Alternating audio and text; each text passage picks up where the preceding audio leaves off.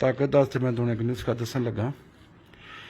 ਇੱਕ ਮੈਨੂੰ ਫਕੀਰ ਨੇ ਨੁਸਖਾ ਦੱਸਿਆ ਸੀ, ਮੈਂ ਲੱਖਾਂ ਮਰੀਜ਼ਾਂ ਦੇ ਉੱਤੇ ਅਜ਼ਮਾਇਆ ਤੇ ਕਮਾਲ ਦਾ ਨੁਸਖਾ ਹੈ।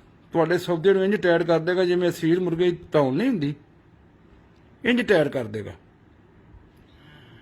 ਮੈਂ ਨਾ ਇੰਨੀ ਜੀ ਮਰਦਾਨਾ ਤਾਕਤ ਹੈ ਨੁਸਖੇ ਦੇ ਵਿੱਚ, ਜਿੱਥੇ ਬੰਦੇ ਦੀ ਸੋਚ ਖਤਮ ਹੁੰਦੀ ਹੈ ਇੱਥੇ ਇਹਦੀ ਤਾਕਤ ਸ਼ੁਰੂ ਹੁੰਦੀ ਹੈ।